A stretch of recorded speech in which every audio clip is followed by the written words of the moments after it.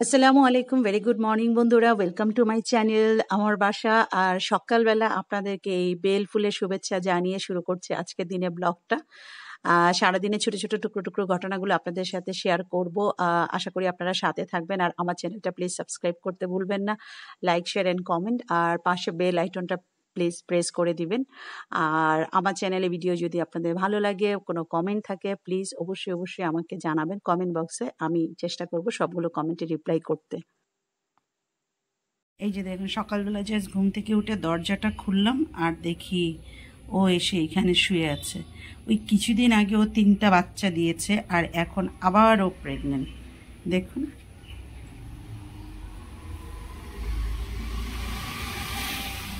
জানি না, আমি জাস্ট দরজাটা খুলতেই দেখি সামনে সে এসে শুয়ে আছে।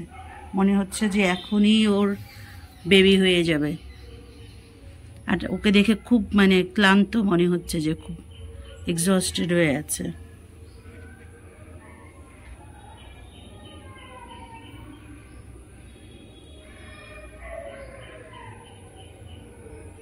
শুয়ে থাকবি এখানে? এই কি শুয়ে থাকবি? শুয়ে থাকবি? হ্যাঁ, কি রে, কি হয়েছে? কি হয়েছে?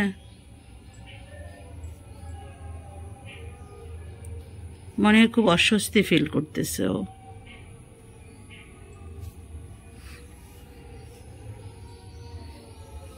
দেখুন কি অবস্থা, একদম জাস্ট প্রেগনেন্ট মহিলাদের মতো, যে শরীরেও কোনো আর নেই, শক্তি নেই, এনার্জি নেই।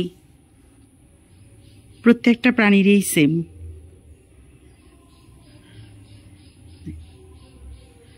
কেউ টেক কেয়ার করবে এখন? কোনো একজনের পালিত ছিল, সে ছেড়ে দিয়েছে, একে ছেড়ে দিয়েছে। এখন যখনই টাইম পায় তখনই সে চলে আসছে আমাদের ঘরে। কিন্তু আমার এত টাইম নেই যে ওকে আমি টেক কেয়ার করবো, কারণ 2 বাচ্চা টেক কেয়ার করে করে আমার টাইম চলে যায়। এর উপর ওকে তো টেক কেয়ার করার মতো সময় আমার নেই। বাট ওর জন্য খুব খারাপ লাগছে। বন্ধুরা, এই যে সকালবেলা এক্সারসাইজ কমপ্লিট করে ডান্স উইথ দীপ্তি, সেই এক্সারসাইজটা আমরা করি। আমি আর মৌ দুইজন একসাথে করি, ইয়োগা প্লাস জুম্বা করি। তো করার পরে লেমন গ্রাস দিয়ে, মধু দিয়ে আর একটু লেবু আর আদা দিয়ে বানিয়ে নিলাম ফটাফট 2 কাপ চা, এবং সেটা প্রচণ্ড রিফ্রেশিং।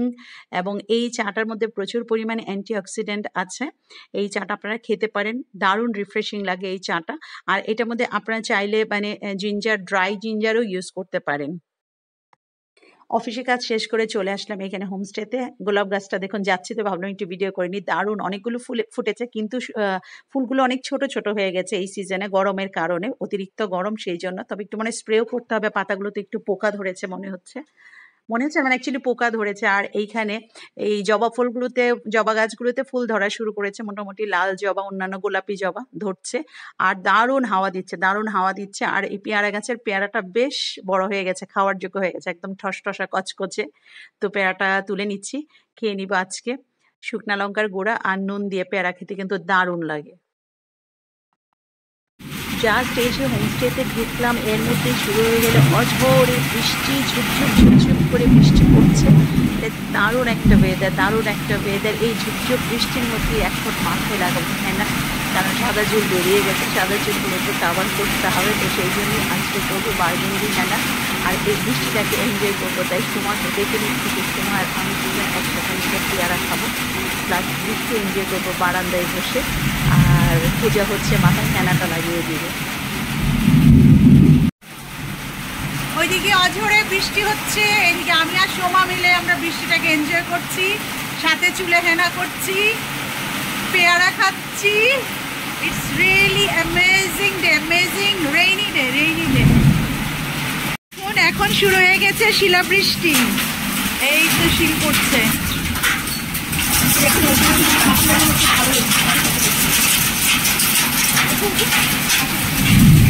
ওয়াও, ঘাসের উপরে শিল, কত শিল পড়ছে, শিলাবৃষ্টি। ঘাসের উপরে সাদা হয়ে যাচ্ছে।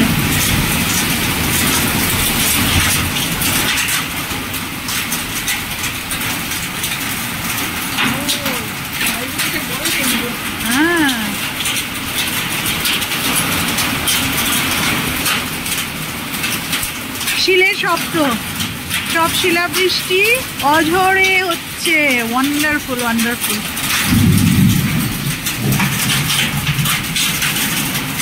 আরে বাবা,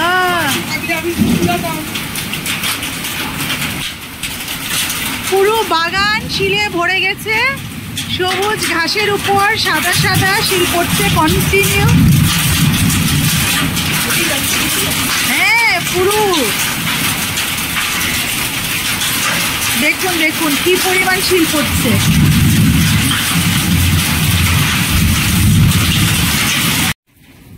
এত ঝড় হয়েছে, এত ঝড় হয়েছে, দেখেন আমাদের গাছ সব উল্টে গেছে। হোমস্টে সব গাছগুলো উল্টে গেছে। আর সবচেয়ে বড় কথা দেখুন, আমাদের গেটের লাইট খুলে পড়ে গেছে। লাইটের যে উপরের কাভারটা থাকে সেটা পুরোটা পড়ে গেছে। এইখানে গার্ডেনে পুরা জল জমে ভর্তি হয়ে গেছে। গাছগুলো সব মানে এবড়ো তেবড়ো হয়ে গেছে। মানে এত ঝড় হয়েছে আর এত শিলাবৃষ্টি হয়েছে। এখনো পড়ছে কিন্তু অনেকটা কমে গেছে, আগের থেকে অনেক কমে গেছে। আফসোস যে আমার লাইটটা মানে খুলে গেছে, ওটা মানে ভেঙে গেছে, একটা সাইড ভেঙে পড়ে গেছে। এই যে দেখুন আমাদের রাস্তায় ড্রেন ভরে জলও জমে গেছে। মানে এতটা পরিমাণ বৃষ্টি হয়েছে এবং সবার বাগানে জলে ভর্তি হয়ে গেছে। পুরা জল, ড্রেন ওভারফ্লো হচ্ছে, জল জমে গেছে।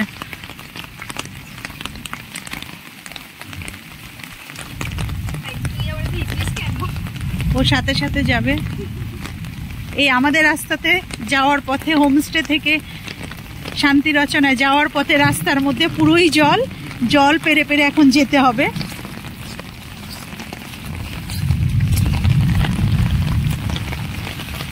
দেখুন জাস্ট 1 ঘন্টা, রাইট, 1 ঘন্টা বৃষ্টি হয়েছে, তাতে এই অবস্থা। এখনো বৃষ্টি পড়ছে।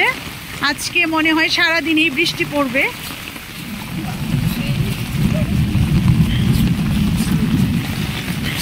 ভালো লাগছে অনেকদিন পরে বৃষ্টি, এরকম বৃষ্টির জলে হাঁটাটা কিন্তু দারুণ লাগে, দারুণ এনজয় করছি। এই যে পুরো দেখুন জলে রাস্তা সব অলমোস্ট ডুবে যাচ্ছে। ড্রেন তো পুরোই ডুবে গেছে। প্রকৃতি তবে এই যে নতুন চেঞ্জটা, এত গরমের পরে এই যে বৃষ্টি, গাছপালা তারা মনে হয় নতুন জীবন পেয়েছে। প্রতিটা পাতা গাছ দেখে মানে অনেক সজীব হয়ে গেছে। সবুজটা সত্যিকারের সবুজ মনে হচ্ছে। এই আমাদের রাস্তায় চলে আসলাম। এই যে আমাদের ড্রেন দেখেন পুরো জলে ডুবে গেছে। তবে আমাদের রাস্তাটা একটু উঁচু আছে, আমাদের রাস্তায় এখনো জল জমেনি। ড্রেনটা উপচে গেছে, আমাদের ড্রেনটা এখনো ওভারফ্লো হয়নি। খুলো খুলো খুলো, আমরা চলে আসলাম। এই যে দেখুন বিকেল ঠিক না, সন্ধ্যা সময় ওয়েদার। মাগরিবের আজান দিতে আর 30 মিনিটস বাকি আছে। এখনো গর্জন, মেঘের গর্জন, আর টিপ টিপ টিপ টিপ করে বৃষ্টি পড়ছে। আর চতুর্দিকে বেশ হাওয়া বইছে, দারুণ লাগছে, দারুণ। ঘরে থাকতে পারলাম না, ভাবলাম টিপ টিপ বৃষ্টি পড়ছে তো কি হচ্ছে, এই বৃষ্টিতে একটু হালকা ভিজে নিই আর ওয়েদারটাকে এনজয় করি। দারুণ হাওয়া দিচ্ছে, কি সুন্দর ওয়েদার দেখুন, দারুণ লাগছে। অ্যাকচুয়ালি আমি নেচারের প্রতিটা মানে ফেসকে, প্রতিটা চেঞ্জকে আমি এনজয় করতে চাই। তাই নিজেকে আর ঘরে মানে অ্যাকচুয়ালি আবদ্ধ করে রাখতে পারছি না। তো বেরিয়ে আসলাম যে টিপ টিপ টিপ টিপ একটু একটু বৃষ্টি পড়ছে, ক্যামেরায়ও বৃষ্টি পড়ছে। দেন ইভেন ভাবলাম যে একটু বিকেলের হাওয়াটা গায়ে লাগিয়ে নিই। এখন বাজে 6টা, মাগরিবের আজান দিবে, নামাজ পড়তে যাব। মোয়ের ওই দিন বায়না ছিল যে ওর খুব সেমুই খেতে ইচ্ছা করছিল, তা আজকে মোয়ের জন্য সেমুই রান্না করছি। দুধটা জাল দিয়ে এর মধ্যে বাদাম টাদাম চিনি দিয়ে দিয়েছি। একটু পরে সেমুইটাকে ঘিয়ে বেজে নামাজ পড়ে এসে সেটা করব। আর রোশান ঘরের কিছু খেতে হবে, তাই পানিপুরি বানিয়ে দিব। এই জন্য আলু সিদ্ধ বসিয়েছি, তারপরে ফুচকাটা ভাজবো, ভেজে তারপর পানিপুরি তেঁতুলের টকটা বানাবো। ততক্ষণে নামাজ পড়ে আসি। এই সময়টা না রান্না করার আগের সময়টাকে একটু ঘিয়ে ভেজে নিতে হয়, একটু ঘিয়ে ভেজে তারপরে সময়টা দুধের মধ্যে দিব। তো আগে বাদামটা সিদ্ধ করে নিচ্ছি, দুধের মধ্যে চিনিটা দিয়ে দিয়েছি, আর সেমইটা মোটামুটি ভাজা হয়ে যখন ব্রাউন কালার হয়ে যাবে তখন এটা আমি দুধের মধ্যে দিয়ে দিব। আর সেমইটা রান্না করার সাথে সাথে যেটা বলছিলাম যে রোশান ফুচকা খেতে চাচ্ছে, তাই ফুচকা বানাচ্ছি। ওইদিকে শাহানাও ফুচকা খেতে চেয়েছিল, এই জন্য ফুচকাটা একটু বেশি করে বানাচ্ছি যেন ও এসে খেতে পারে। এই যে ঘিয়ে ভেজে সেমাইটাকে দিয়ে দিলাম দুধের মধ্যে, দেখুন। আর এখন 4 থেকে 5 মিনিট লাগবে সর্বোচ্চ, সেমাইটা কিন্তু আমার রেডি হয়ে যাবে। এই যে দেখুন ফুচকা ভেজে নিয়েছি, এতগুলো ভেজেছি। রোশান পরশিয়া খাবে, কিছু শাহানাময়ের জন্য রেখে দিব, ওরা এসে খাবে। আর এখানে আলুটাও বানিয়ে নিয়েছি, এখন টকটা বানাবো, তেঁতুলের টকটা বানাবো। তেঁতুলের টকটা বানানোর জন্য তেঁতুল নিয়ে নিয়েছি, লেবু আর তেঁতুল মিক্স করে টকটা বানাবো।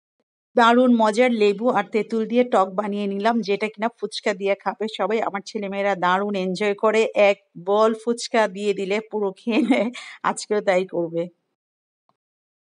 আজকে দিনটা আমার জন্য একটা greatest day in my life. আজকে আমার ছেলে রোশান আমার জন্য খুব সুন্দর একটা কার্ড বানিয়েছে মাদার্স ডে উপলক্ষে, এবং সবচেয়ে বড় কথা কার্ড বানিয়েছে না, কার্ডে যে লেখাগুলো সে লিখেছে আমি পড়ে সত্যি আমার চোখ দিয়ে টপ টপ করে মানে জল পড়ছিল, পানি পড়ছিল, যে সে এতটা আন্ডারস্ট্যান্ড করতে পারে, এতটা ফিল করে, মানে তাকে দেখে মনে হয় না। এবং এত সুন্দর ক্রিয়েটিভ একটা কার্ড সে বানিয়েছে, মানে সে দরজা লাগিয়ে বানিয়েছে, আমি টেরও পাইনি কখন সে এই কাজটা করেছে, কিন্তু সে নিজের মতো করে সুন্দর করে বানিয়ে সে আমাকে মাদার্স ডে উপলক্ষে গিফট করেছে। এবং এই কার্ডটা আমি মানে সারা জীবন রেখে দিব আমার কাছে, এত সুন্দর করে সে লিখেছে। এবং যে কথাগুলো, প্রত্যেকটা কথা মনে হলো যে সে ফিল করে লিখেছে, he feels this are the things, আর তার ফিলিংস থেকে সে এটা প্রেজেন্ট করেছে। অনেকে আছে যে কপি পেস্ট করে, ব্যাপারটা তা না। রোশান যেটা করেছে যে সেটা সে নিজের অনুভূতি থেকে সে লিখেছে, এখানে আমি সফল মা।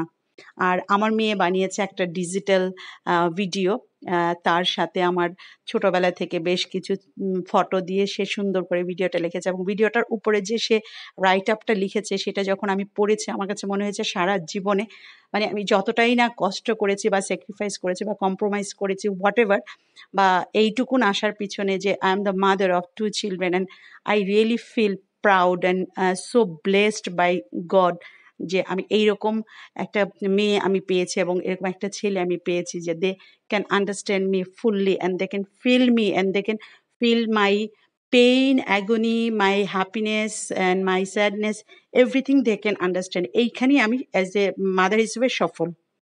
আজকে আমাদের রোশান বাংলা পড়ছে এবং বাংলা কবিতাটা হচ্ছে আদর্শ ছেলে, লিখেছেন কুসুম কুমারী দাস। এবং এই আদর্শ ছেলে কবিতার যে মূল ভাব বা মূল বিষয়বস্তু, সেই জিনিসটাই অ্যাকচুয়ালি ক্লাস 6-এর বাচ্চাদের মধ্যে দেওয়ার জন্যই এই কবিতাটা টেক্সটে অ্যাড করা হয়েছে। আর সেই জিনিসটাই আমি আমার রোশানকেও শেখানোর চেষ্টা করছি যে আদর্শ ছেলে বলতে আসলে কি বোঝায়, কাকে আদর্শ ছেলে বলে, বা আদর্শ ছেলে অ্যাকচুয়ালি কিভাবে হতে হয়, আদর্শ ছেলের কি কি রেসপন্সিবিলিটি থাকে এবং নিজেকে কিভাবে তৈরি করতে হয়। তো সেই জন্য রোশানকে আমি একটা বলতে পারেন একটা টাস্ক দিয়েছি। 1 সপ্তাহ রোশানকে একটা রুটিন বানিয়ে দিয়েছি, সেই রুটিনটা সে ফলো করবে এবং 1 সপ্তাহ পর পর রোশান একটা ট্রিট থাকবে যে ও যা খাইতে চায়, যেখানে যে খেতে চায় সেটা ওকে খাওয়াবো। আর আজকে থেকে রোশানের রুটিন স্টার্ট, এটা হলিডে রুটিন। ওদের 1 মাস সামার ভ্যাকেশনে হলিডে দিয়েছে, হলিডেতে রোশান সব প্র্যাকটিক্যাল কমপ্লিট করবে এবং তার ফার্স্ট টাইমে সিলেবাস কমপ্লিট করবে। এটা হচ্ছে রোশানের রুটিন। হলিডে একটা রুটিন বানিয়ে দিয়েছি, ডেইলি 5 আওয়ার্স স্টাডি করা, রাতে 3 ঘন্টা, 5.5 ঘন্টা, আর সকালে হচ্ছে 2.5 ঘন্টা, টোটাল 5.5 ঘন্টা আউট অফ 24 আওয়ার্স। বাকি সময় হচ্ছে ওর ঘুম, খাওয়া, তারপরে হচ্ছে খেলা, বিনোদন, টিভি দেখা, বন্ধুর সাথে ছুটাছুটি করা, সাইকেলিং করা, ক্যারাটে করা, সবকিছু বাকি সময়ের মধ্যে থাকবে। তো রোশান অলসো কমিটেড রোশান সেটা করবে। আর আপনাদের মাধ্যমে এই যে ভিডিওতে আজকে শুরু হলো, এবং যখন 1 সপ্তাহ কমপ্লিট হবে রোশানকে ট্রিট দিতে নিয়ে যাবো, যেখানে ও খেতে চায়, যা খেতে চায়, সেই দিন আবার আপনাদেরকে বলবো যে কতটুকু সে কমপ্লিট করেছে। তো আজকের ব্লগটা আমি এখানেই শেষ করছি। বন্ধুরা, আপনারা ভালো থাকবেন, সুস্থ থাকবেন। আপনারাও আপনাদের যদি বাচ্চা থাকে, আপনাদের বাচ্চাদেরকেও এভাবে চেষ্টা করবেন পড়ালেখা করাতে। শুধু পড়ালেখা করাতে না, একজন সুন্দর মনের ভালো মানুষ তৈরি করতে। পড়ালেখার মূল উদ্দেশ্য কি বলুন তো? মানুষের নৈতিকতা এবং মোরালিটি ডেভেলপমেন্ট। আপনি অনেক বড় বড় ডিগ্রি নিল ছেলে, কিন্তু আপনার ছেলে মেন্টালিটি হলো একটা মানে হিটলারের মতো, মেন্টালিটি হলো একটা সিনেমার ভিলেনের মতো, তাহলে তো আপনি আদর্শ ছেলে বানাতে পারলেন না বা আদর্শ মেয়ে বানাতে পারলেন না। তো আপনারা বাবা মা যারা আছেন, আপনাদেরকে আমি বলবো, আপনাদের যদি বাচ্চা থাকে, আমি বিং এ টিচার আমি বলছি, ফোকাস করবেন যে বাচ্চা যেন একজন আদর্শ মানুষ হয়ে বড় হয়। পড়ালেখায় সে মোটামুটি থাক, কোনো ব্যাপার না। জীবনে পড়ালেখায় ফার্স্ট হইলেই যে সফল হবে এমন কোনো কথা নেই। যারা লাস্ট বেঞ্চার থাকে তারাও সফল হয়, যারা মিডিয়াম স্টুডেন্ট তারা আরো বেশি সফল হয়।